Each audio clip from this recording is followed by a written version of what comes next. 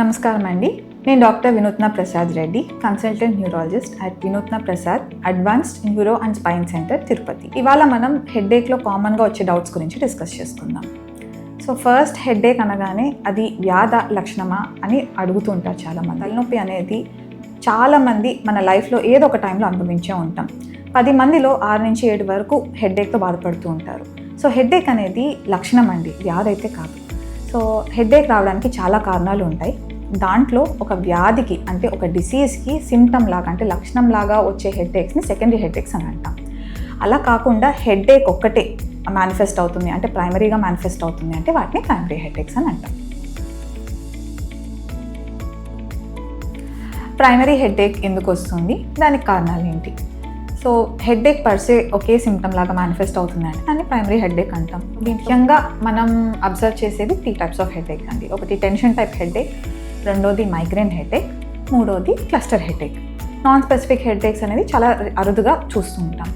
So ఈ చూడడానికి 3 headaches ఒకేలాగా ఉన్నా కూడా వాటి లక్షణాలను బట్టి ఒక న్యూరాలజిస్ట్ అనేవాళ్ళు ఏ హెడ్ఏక్ పరిగణంలో వస్తుందో చూసుకొని డివైడ్ చేసుకొని ట్రీట్ చేసుకోవాల్సి ఉంటుంది. సో ప్రైమరీ హెడ్ఏక్ రావడానికి కొన్ని ట్రిగర్ ఫ్యాక్టర్స్ అనేవి ఉంటాయి.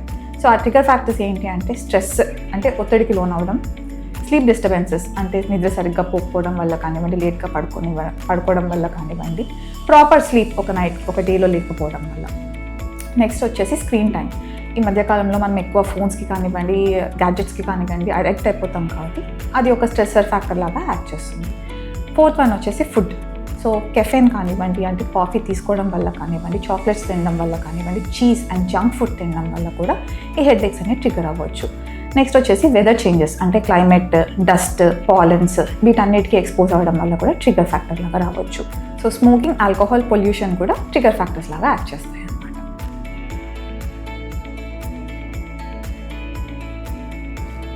సో సెకండరీ హెడ్ఏక్స్ కారణాలు ఏంటి? సో సెకండరీ హెడ్ఏక్స్లో మనకు మెయిన్గా ఏంటి అంటే బ్రెయిన్లో బ్లీడ్ అవ్వడం కానివ్వండి, లేదంటే బ్రెయిన్లో క్లాట్ అవ్వడం కానివ్వండి, బ్రెయిన్ ఇన్ఫెక్షన్ అంటే సిఎన్ఎస్ ఇన్ఫెక్షన్ కానీ, మెదడు వ్యాపు జ్వరం కానీ ఇట్లాంటి కారణాల వల్ల మోస్ట్గా మనకి సెకండరీ హెడ్ఏక్స్ వస్తాయి. ఇవి కాకుండా సైనసైటిస్ కూడా one of the cause for the secondary headaches. So ఇట్లాంటి సెకండరీ హెడ్ఏక్స్ వచ్చినప్పుడు మనం ప్రైమరీగా డిసీజ్ అంటే ఆ వ్యాధిని కనుక మనం కంట్రోల్ చేయగలిగితే హెడ్ఏక్ అనేది ఆటోమేటిక్గా సబ్సైడ్ అయిపోతుంది. హెడ్ఏక్ వచ్చినప్పుడు డాక్టర్ని ఎప్పుడు కలవాలి. సో అన్ని తలనొప్పులకి డాక్టర్ దగ్గరికి వెళ్ళాల్సిన అవసరం అయితే లేదు. కాకపోతే మీరు కనుక రెడ్ ఫ్లాగ్ సిమ్టమ్స్ అని కొన్ని లక్షణాలు ఉంటాయి, అవి కనుక అబ్జర్వ్ చేస్తే మాత్రం డెఫినెట్గా వెంటనే న్యూరాలజిస్ట్ని కలవాల్సి ఉంటుంది. సో ఆ సిమ్టమ్స్ ఏంటి అంటే మీ తలనొప్పి క్యారెక్టర్ మారినప్పుడు అంటే నార్మల్గా తక్కువగా ఉన్న హెడ్ఏక్ సడన్గా ఇంటెన్సిటీ తీవ్రత పెరిగినప్పుడు. సెకండ్ వచ్చేసి వర్స్ట్ హెడ్ఏక్ అంటే మీ జీవితంలో ఇట్లాంటి హెడ్ఏక్ అసలు ఇంతవరకు ఎక్స్పీరియన్స్ కాలేదు, ఇదే ఫస్ట్ టైం పొడిచినట్టు కానివ్వండి, లాగినట్టు కానివ్వండి, వర్స్ట్ హెడ్ఏక్ ఆఫ్ లైఫ్ అంటాం. అట్లాంటి హెడ్ఏక్ కనుక మీరు అనుభవించి ఉంటే పక్కా డాక్టర్ని కలవాల్సి ఉంటుంది. రెండవది హెడ్ఏక్తో పాటు చూపు మందగించడం, వాంతులు రావడం, కళ్ళు తిరగడం లాంటి లక్షణాలు ఉన్నా కూడా వెంటనే డాక్టర్ని కన్సల్ట్ అవ్వాలి. మీరు కనుక చేతులు తిమ్ములు రావడం, లేదంటే ఒక పక్క కాలు చేయి లేపలేకపోవడం, మాట తడపడడం, మింగడానికి ఇబ్బంది రావడం ఇలాంటి లక్షణాలు ఉన్నా కూడా వెంటనే డాక్టర్ని కన్సల్ట్ అవ్వాల్సి ఉంటుంది. సో ఏ తలనొప్పులు వస్తే మనం పరీక్షలు చేయించుకోవాలి అంటే ఎవాల్యుయేట్ చేయించుకోవాలి. సో ఇది కామన్గా వచ్చే డౌట్ అనమాట. సో అన్ని తలనొప్పులకి మనం టెస్టులు చేయించుకోవాలా అంటే అక్కర్లేదండి. సో నార్మల్గా అంటే ప్రైమరీ హెడ్ఏక్స్కి టెస్ట్లు యూజువల్లీ అవసరం లేదు. ఎందుకంటే నార్మల్ హెడ్ఏకే మనకి ఏ కారణం లేకుండా stress factors and trigger factors వల్ల వచ్చే హెడ్ఏక్. సో వాటికైతే మనం ఇన్వెస్టిగేషన్ చేసుకునే అవసరం లేదు. బట్ హెడ్ఏక్ ఎప్పుడైతే ఒక వ్యాధి లక్షణంగా అంటే ఒక డిసీజ్ ఒక సిమ్టమ్ లాగా మేనిఫెస్ట్ అవుతుందో అప్పుడు మాత్రం దానికి అనుగుణంగా అంటే వ్యాధికి అనుగుణంగా మనం పరీక్షలు చేయించుకోవాల్సి ఉంటుంది.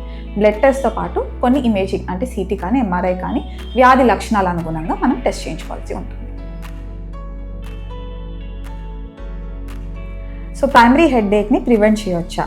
సో చాలామంది మైగ్రేన్, టెన్షన్ టైప్ హెడ్ఏక్ ఇలాంటివి వచ్చిన వాళ్ళు మేము రాకుండా చేయొచ్చా అనే క్వశ్చన్ ఒకటి అడుగుతారు. సో ప్రైమరీ హెడ్ఏక్ ట్రిగర్స్ వల్ల మోస్ట్ కామన్గా వస్తుంది కాబట్టి ఆ ట్రిగర్స్ని అవాయిడ్ చేస్తే హెడ్ఏక్ అటాక్స్ అనేవి తగ్గించుకోవచ్చు.